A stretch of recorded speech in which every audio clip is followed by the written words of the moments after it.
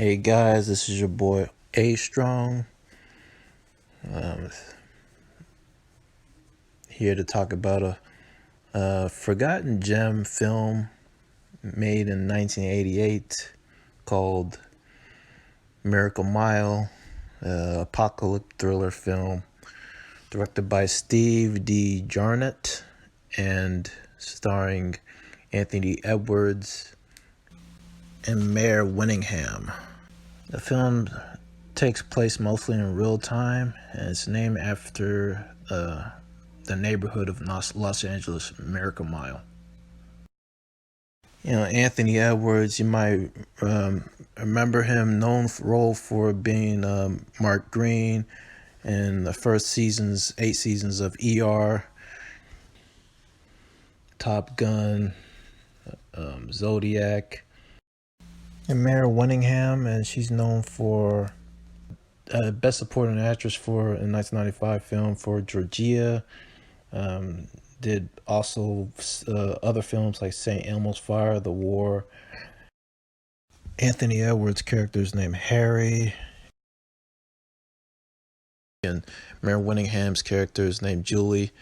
And they met each other at this La Brea tar pits, if I'm mispronouncing it.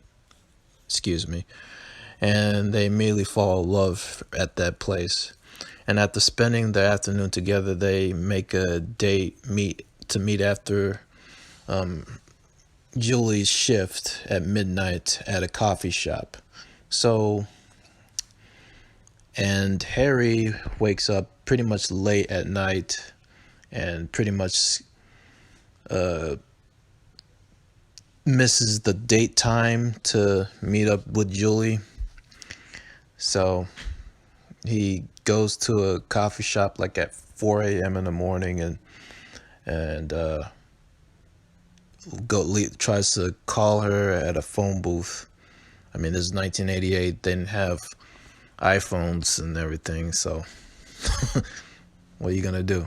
So anyway, so he goes on a payphone, and suddenly he gets this abrupt phone call from a guy named Chip, who thinks he's talking to his dad on the phone, but Harry overhears him talking about the nuclear war broke out, and he got less than 70 minutes to evacuate.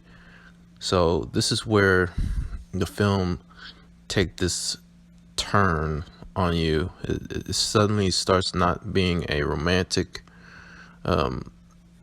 genre. It starts becoming a thriller. So now Harry, after hearing this crazy call, he goes back into the coffee shop and pretty much is just out of his mind. I mean, I would be whacked out of my mind too. So that's what's good about this film. The performances are so good in this film, and yeah. And so he tells the customers everything that he heard in the coffee shop. Yeah, so you got characters in the cafe. You got two gas guys that work at a gas station or a mechanic station, whatever, and you got a cross dresser, and then you got a flight attendant lady, which is somewhere later along in the middle of the film. She says that she's not a flight attendant lady. She's just wearing that because it's her sisters or whatnot. You got the cook, and you got a waitress, you got a drunk, and the business lady in the far left. Yeah, so going back to the characters in the cafe, you got the businesswoman played by Denise Crosby. She did Star Trek, Next Generation, and Pet Sematary. And then you have Robert DeCoy, who passed away in 2008, sadly, and he did Coffee and the RoboCop series, who played like the chief, the sergeant in the sergeant in RoboCop, all the RoboCop series. Then you got Alan Rosenberg, who did shows like Civil Wars and a popular show called L.A. Law.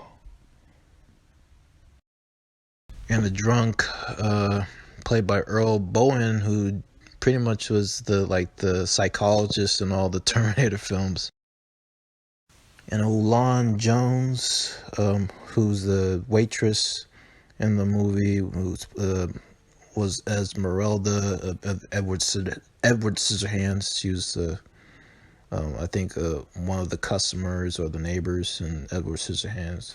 Oh yeah, it's going back with the phone call. The guy who did the voice of Chip in that film is Raphael Zabarge. Um, he he's the he d- does he's in Once Upon a Time and Jiminy Cricket and Mass Effect, Murder in the First, and TNT. And a transvestite named Roger, Danny De La Paz. Sorry if I'm mispronouncing his name. Danny De La Paz, played by Danny De La Paz, and the flight attendant lady, stewardess, played by Diane Delano. She does a CBS television series, Northern Exposure, and also voice actress for WB TV shows like Batman, The Brave and the Bold. So again, back to the plot. Right here, Harry talks to the business lady, Denise Crosby, and about what he heard on the phone, and it's she stops him in mid sentence while he's talking about what he heard on the phone. It was a code called 4R366 DDZ. Denise Crosby calls somebody that works there in Washington on a wireless phone, and then it says the information that the extremes is heading in the extreme southern hemisphere in Los Angeles, and that they got about 70 minutes immediately to evacuate, where the charter private jets out of Los Angeles airport to compound in the region Antarctica with no rainfall. I mean, that's where then Robert DeCoy goes to her and talks to her, is this real? And yeah, she tells her that it's fucking real, and that's where everybody just starts getting crazy. I mean, to the point where Robert DeCoy gets on top of the counter with a Colt Python .357 Magnum and pointing a gun at Harry. He rushes out of there with all his food and stuff and supplies that he needs, and hightails the hell out of there. Most of all the customers follow him as well into the delivery van. Harry, stops the waitress to tell him where Julie is because she's friends with Julie, and she tells her where she is, like an airport motel. So he goes to Robert DeCoy to ask if he could stop by at that place because his car got stolen by somebody off screen, and he's the only ride that he can get, and he hops onto the van. Robert DeCoy says okay, but he drives ahead away from the general direction where Julie is. Robert DeCoy pretty much tells him, like, I'm not stopping. I am not stopping. You gotta hop off once I reach the curb. And Harry then hops off once he reaches the curb, and now he's in a race against the clock because he has 50 minutes to get Julie and get out of Los Angeles.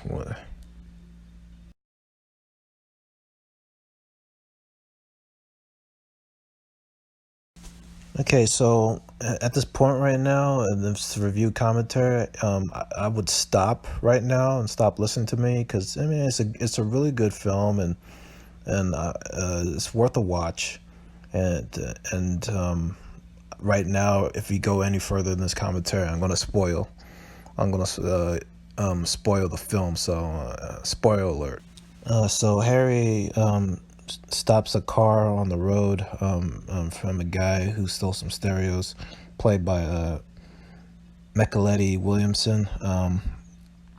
He's in such shows like 24 and also movies like Heat and Forrest Gump. Anyways, they realize that they don't have enough gas in the car to drive to the airport, so they stop by a gas station.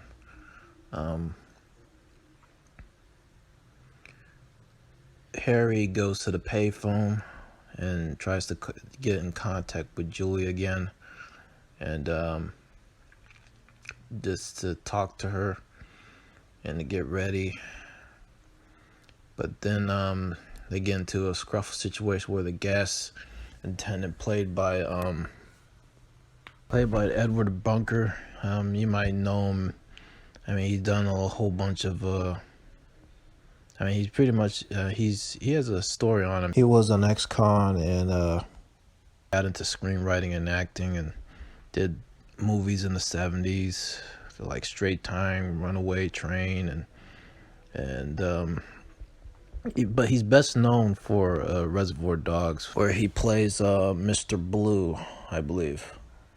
So he comes out with a 12-gauge shotgun, sawed-off shotgun, double-barreled shotgun, Zabala, I believe, and points it at Mechaleti. Yeah, which is really extreme. It gets you on the edge of your seat of the danger of the situation where all this thing is hectic is going on.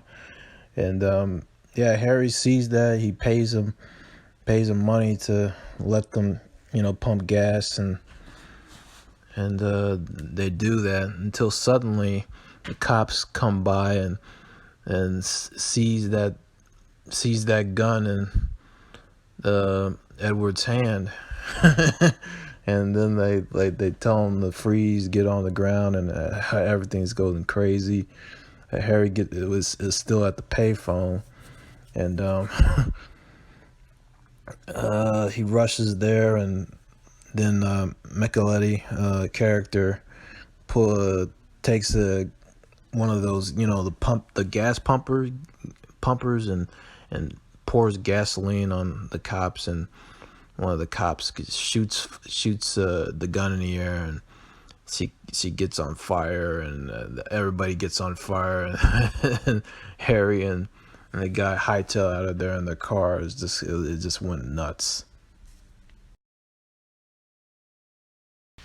Okay, at this point, Harry and Mechaleti arrive at where Julie is staying, and he tells them about the situation that's going on. Is that there's a nuclear warhead missile launches that are going to come towards Los Angeles, and he's trying to evacuate. And Mechaleti has a sister, and he wants to get her in safety. So he pretty much is once Harry reaches Julie's motel, he tries to find Julie, and he finds her, but he takes a long time going down to where Mechaleti is at the cop car. Mechaleti can't wait. He has to pick up his sister, and he takes off in the car, leaving Harry with no car again.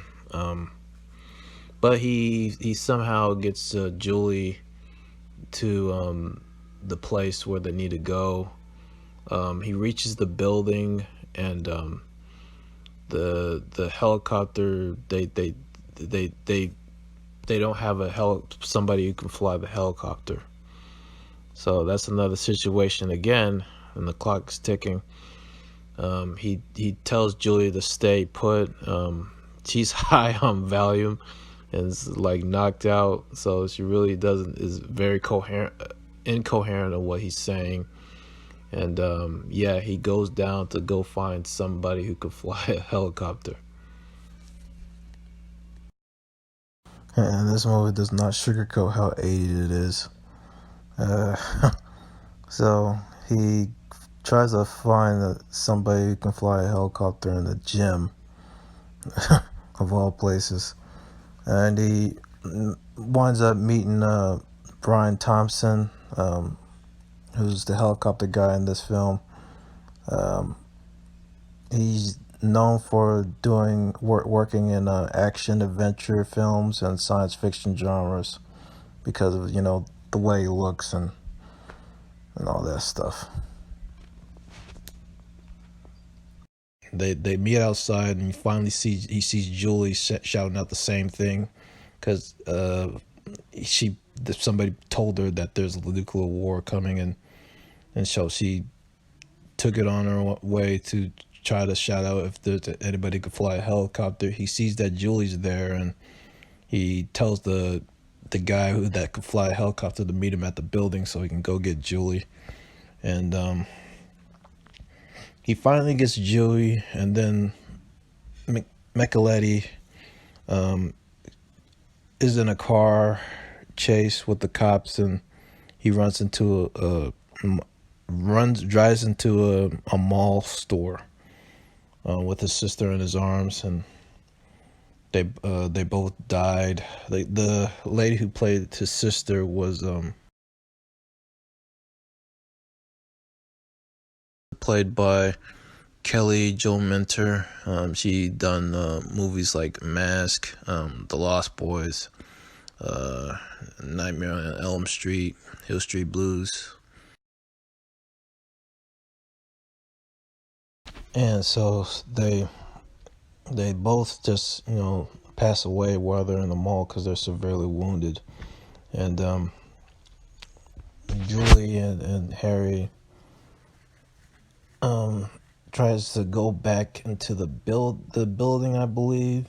The cops drive away because they hear the nuclear war thing on the radio. Yeah, so they try to head back to the building, and but then Harry notices a guy with the blonde hair that looks just like the helicopter guy, and yeah, this is where, yeah, I'll get back to the flaws in this film, but let me just finish this. He tries to tap him on the shoulder, but it ended up not being the guy, and the break. He sees in the news about talking about the situation of the nuclear warfare. People are getting shot. He gets on top of a car. There's a point where he gets on top of a car roof. Everybody's going crazy. Everybody's just driving their car, smashing into things, and he gets on top of a car roof, and there's a guy with a gun, and he shoots on top of the roof with Harry on top of it, and he goes underneath the car, tries to dodge him, and the guy, and now it turns into a slasher film, and the guy tries to chase him with the gun and tries to shoot at him. For what reason, I don't know. And yeah, so he finally meets Julie again, and they go into the building, head up in the elevator, and suddenly the helicopter guy comes back and tries to pick him up, and he picks them up in the helicopter. After they lift off of the roof in the helicopter, several warheads hit them, and with the nuclear electromagnetic pulse from the detonations, causing the helicopter to crash into the braid pits. The helicopter sinks, and the cabin fills with natural asphalt tar. And Harry tries to comfort Julie by saying someday they will probably be put in a museum, or maybe will take a direct hit and turn into diamonds. Duly accepting their fate, calms down and takes comfort of Harry's words, and the movie fades out as the tarp hits the compartment. A final explosion seems to imply a direct hit has taken place. So that's pretty much the movie right there. Pros, my pros. It has great visualization, and the Steadicam is placed in this film is spectacular. I think I think it's a underrated Steadicam shot that's placed in a movie that doesn't get, that is not talked about, because the Steadicam in this film is spectacular. It's utilized in a great way. The pacing is fantastic. The lighting, the visuals, the cinematography. You can see there's like a whole bunch of like neon lights, and you can tell that the directors and cinematography took their time with placing the lights and the visualization to hit on the characters when they're like outside at night, and you can see the neon lights just striking on them, which it looks really good.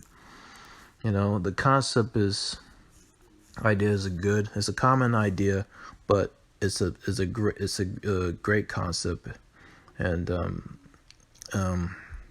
yeah, that makes a fantastic thriller. Now here's my gripes about the film. There's a lot of filler. There's a lot of filler in this film. The filler, I know why they put filler in this, because they want to reach 90 minutes. The film reaches 87 minutes. Yeah, this is the filler. The filler is what's the downside of the film. The scene where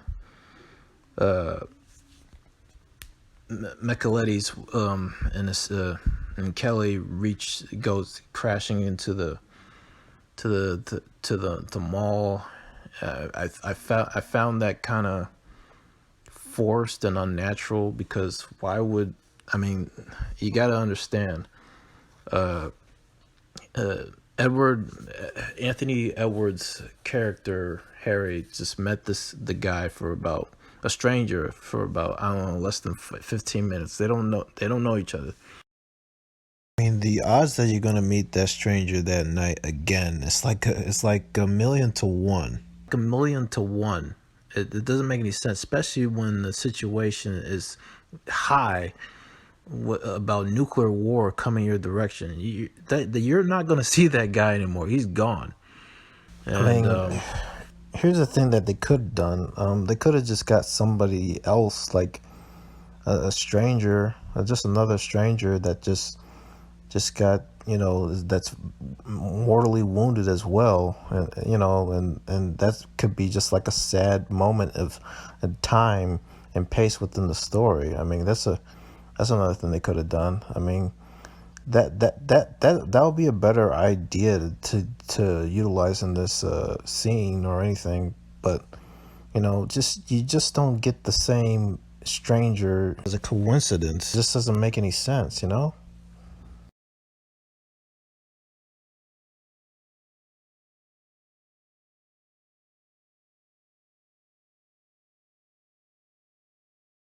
Another scene where he meets Julia and him are in the crowd, and this is right after the scene, meeting McKelly and Micheletti's character in the mall. He somehow thinks that he spots the helicopter guy in the crowd. Now, how in the world if you know that there's, if this was you, if there's a nuclear war had come in your direction and you had to go one place in order to save your ass, you're not going to be paying attention to what's going around you. You're going to try to get to that destination to get the fuck out of there. It doesn't make any sense how he would just be very observant and tries to see this guy who actually looks like the helicopter guy. I mean, uh, that's like loss of focus, and that's really took me out of the film right there. That's when they're just trying to stretch out the filler of the film, try to make it 90 minutes, and then there's a point in the scene where he breaks the glass, and he sees the news telling us about the hysteria. A news reporter gets shot. I mean, we know that they're in terror. It felt very corny and just very corny as hell. And then he gets on top of a car, and he's trying to get out of there, which makes sense. And then this guy with a gun, he starts shooting him on top of his car. I'm like, it turns into a slasher film after that. It's like, what? The guy with the car on the top of a roof is shooting at him. He tries to go after him for some weird reason. I'm like, seriously, dude, if there's a nuclear warhead coming if there's a nuclear warhead coming your direction, you're gonna be paying attention, trying to get the fuck out of there. You're not gonna be paying attention about things that are around you. It doesn't make any sense. So that really was that really hurt the film right there. What else? Yeah, so I mean, okay, here's what they could have done. They need to take all this stuff out, all this ridiculous stuff out. What they should have done at least was what they could have done. Here's an idea. The cops after the mall crash with the car, you can have the cops arrest them for being around breaking and entering or whatnot, and then have just all just have like a random car crash that crashes in the cop's car, and then have Julie and Harry just be in the cop car, and in a car collusion. That would build more tension and be more natural within the situation. They could be stuck there, because I know they just want to build more tension to the scenes of the film. It's just that the idea choices that they use for this film for the last the third act, it was just hammy. It was just so hammy. Oh yeah, I know I'm gonna get some gripes about this, but I don't care. The ending. Um, I Here's the thing. The pros about about the ending. The ending, I do not, I don't mind I like the ending in a depressed way. I like that they don't make it. That's not my gripe, but it's just how they did it. The how they did it was kind of very, I don't know, very corny. I'm sorry, it just was very corny to me because they and it doesn't, it's again suspense of disbelief, just like the odds that the the the helicopter guy shows up again to pick them up. Like, seriously, like what's the odds? If this was any normal human being, you would not go back to try to this is, I mean, it's this, it might sound disheartening and everything, but like, it's survival of the fittest. You're gonna try to do whatever you can to survive, and I mean, the odds of him coming back to pick them up is like very slim, especially when they know I mean, he doesn't even know them. He's just met them about less than 5 minutes.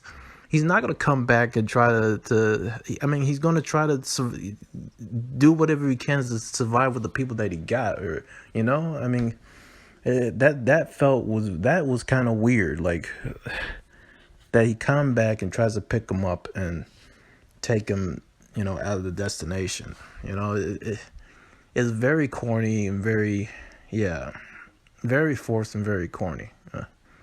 I it's the way they did it was not executed the right way, you know.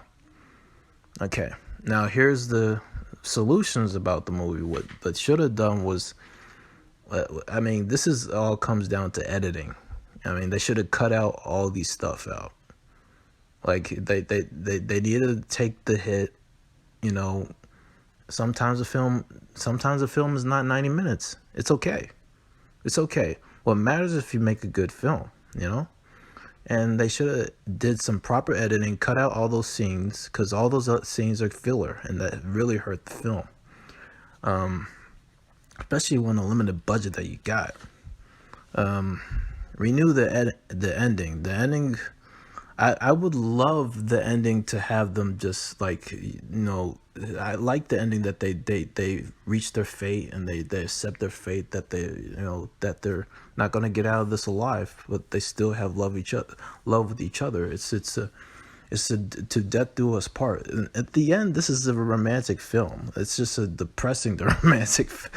depressing romantic film, but it's romantic because they're together, and death do them part. They're still together, you know. They love each other, and they held each other in their arms for one last time on Earth, and they just, and they fade the white from the screen. Like, I would have them like go up in that elevator, they kiss each other, and with so much passion, and then as the elevator opens up, the screen turns white, and you hear the bombs just blowing up, and the you know, the demise of destruction of LA just goes obliteration. That would have hit me deeply. That would very hit me deeply and make me like feel like, wow, you know. But the fact that, you know, I don't know who gave them the idea of them flying in a helicopter, and you know, that was very campy. Yeah, that seemed very production wise. Somebody was some executive also said, we got to reach this in 90 minutes, you know. So yeah. I mean, other than that, proper editing, rechange the ending of having them go out like that, and very beautiful. That would have been, it would be a flawless film that way. It would probably be a masterpiece, you know. It would be a very flawless film. I wouldn't be so, you know, gripe about the movie if it didn't have potential, but this film had potential of being, you know, one of those you know, memorable gems, and a lot of people would tune into that because it'll really hit them home. Yeah, I mean, anyways, it's a really good film. Yeah, check it out. It's a good film, you know. I would watch it again and again and again. Yeah, I mean, I recommend watching the film. It's a good thriller. A good, entertaining thriller.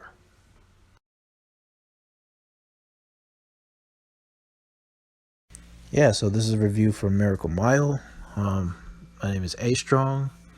Thank you for tuning in and listening, and see you guys later. Yeah, and don't forget to like, share, and subscribe and click the bell for notifications. I love you guys. Bye.